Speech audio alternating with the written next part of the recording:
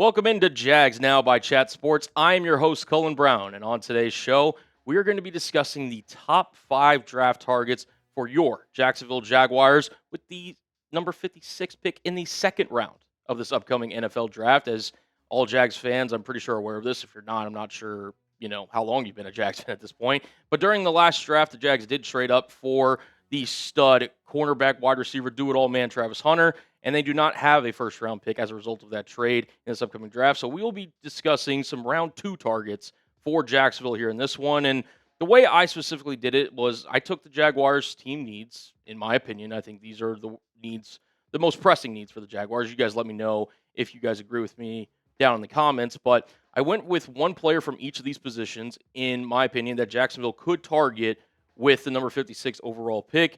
We'll see ultimately if James Gladstone, values these picks. Obviously, we've got free agency coming up. Do they release some guys? Do they extend some guys? We'll break it down for you in today's video. But like I mentioned, I want to hear you guys' take. What is the biggest Jaguars need this offseason in terms of position? Obviously, we'll see what they do with guys like Devin Lloyd, Travis Etienne, and others.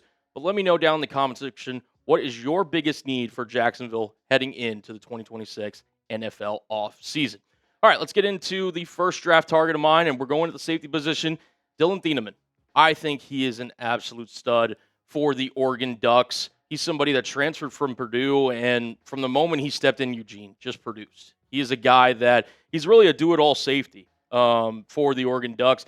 Violent tackler, downhill player, really good diagnostic skills in terms of reading, run plays, pass coverages, and making, decisions on the ball. Can be overly aggressive and does rely on his kind of physical attributes to, whenever he's playing defense. But that's something that I'd rather my defensive safeties and my defensive players be overly aggressive and willing to attack the ball than passive aggressive. So I don't look at that as too much of a negative for Dillon Thieneman. And if you're Jacksonville and you're looking at the safety position and you're looking at the secondary as a whole, obviously you have Travis Hunter, who I would expect to have more of a focus and a role in the secondary as a corner for the 2026 Jags, but I think they need another impact player in the secondary. I think that Antonio Johnson, Rayon Lane, some other guys will be in the mix to get some safety snaps for Jacksonville, but I think that if you added a true playmaker, a guy that can really be a difference maker in the back end, it could really help a pass defense for Jacksonville that wasn't great in 2025, but I'm not sure also if safety is going to be the main position that they're going to target with this number 56 overall pick for the Jaguars. So Thieneman could be some position that, or it could be a player that, gets targeted elsewhere by a different NFL team. But if the Jaguars value the safety position and do want to target it with the number 56 overall pick, Thieneman would be my selection. I think he's got the ability to not only play as that kind of single high safety, but also really play in the box and even play some like slot nickel for you as well. So Dillon Thieneman would be my first of 5 draft picks that we're going to be breaking down on today's show. Let's get into number 4. Jonah Coleman, the running back out of Washington. Really nice player. I think he's a guy that when you talk about running backs, obviously Jeremiah Love's going to attract all the headlines in terms of running back draft prospects. Coleman's going to be in that mix for the second running back potentially taken here in the NFL draft in 2026. He's a guy that he's got really great ball security. Has only fumbled one time in all of college. Really good vision, really good contact balance, really good in the receiving game. He has natural pass catching ability, as you see, the 354 receiving yards this past season. Really good in terms of pass pro as well.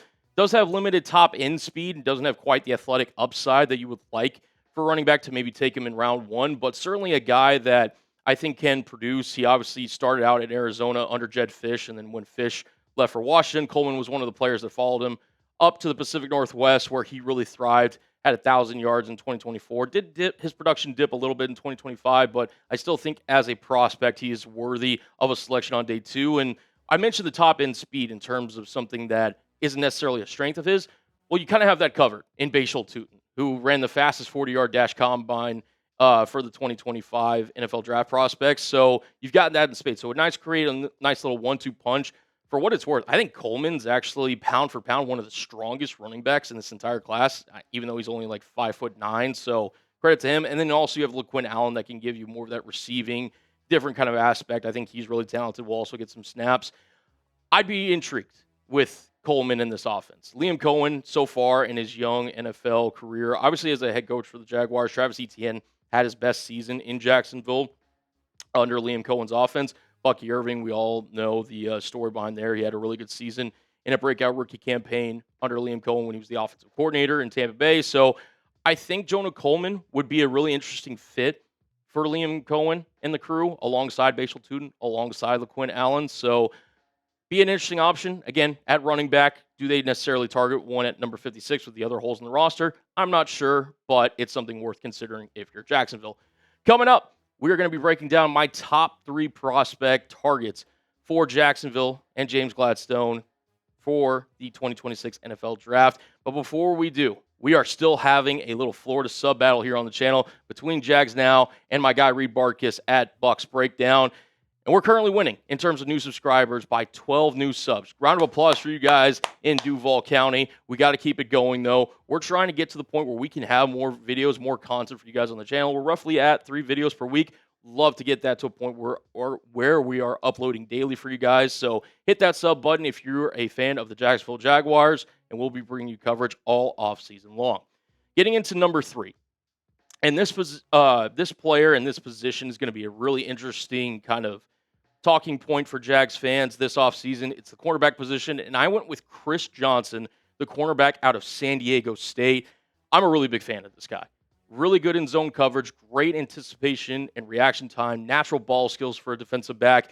He, to me, is a guy that you give him just a side of the field and say, hey, we trust your zone instincts, we trust your kind of recognition skills, and we trust that you're going to be a guy that when you're thinking about the Jaguars, right? You obviously have Travis Hunter that's going to command one side of the attention for Jacksonville. You need that other corner to be a solidified position. And right now, if you're Jacksonville, you only have Travis Hunter, Jordan Lewis, and Jarian Jones locked in for next year. I would expect them to bring back Christian Braswell, but you're going to need more corners on the outside and more depth. And I think Chris Johnson might be one of my favorite low-key cornerbacks of this entire NFL draft class. So I think that Johnson would fit in nicely. Again, we'll see the updates on if they bring Anthony Campanelli back, which, by the way, we've got another update on Anthony Campanelli that we'll be breaking down on a future video here on Jags Now. But if Campanelli stays, or if they stay with the kind of heavy zone scheme that Jacksonville's been running all year, I would expect Chris Johnson to be a potential target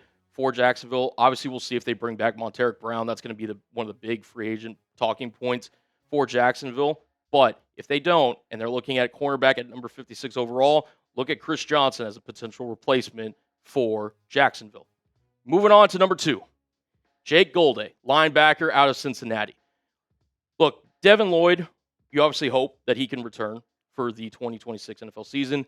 I'm going to go on the path that's unlikely, and that linebacker is going to be a position of need for Jacksonville to replace either in free agency or the draft. And if they do decide to go in the draft, why not go with a former Central Arkansas linebacker turned Cincinnati Bearcat in Jake Golday? He, to me, is going to be a guy that, based on just the little that I've watched of Jake Golday, going to test really well on tape. He's a guy that's produced really well for the Bearcats all season. 105 tackles, 6 tackles for loss, 3.5 sacks. He kind of reminds me of Peyton Wilson coming out last year, who got drafted by the Pittsburgh Steelers, obviously. And he's a really, has really great burst, really physically gifted. Doesn't have the best feel for coverage yet, and can get his eyes caught in the backfield when trying to diagnose, a play that's happening, whether it's in play action, run coverage, what have you. Linebacker will be a pressing need if and when Devin Lloyd leaves.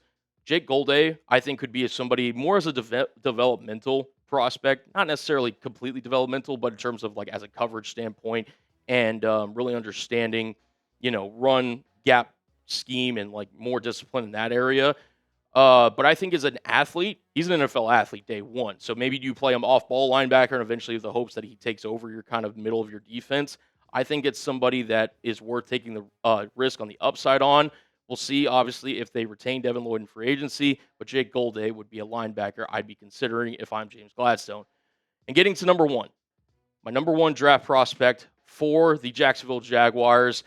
We all have thought about it. We've all been considering what defensive tackle could be added to this group. We thought last year going into the draft that Mason Graham could be a potential draft target. That ultimately didn't happen. They went with Travis Hunter. The Jaguars need to attack defensive tackle this draft class. And in my opinion, in the second round, Lee Hunter should be the guy for the Jags. I mean, he was productive his entire collegiate career. Ironically, starting out at Auburn with Gus Malzahn, he ended up transferring to UCF, where he was really productive for 3 seasons. Made his way to Texas Tech this past season, and he was on a star-studded front seven that included guys like David Bailey, Romello Height, Jacob Rodriguez.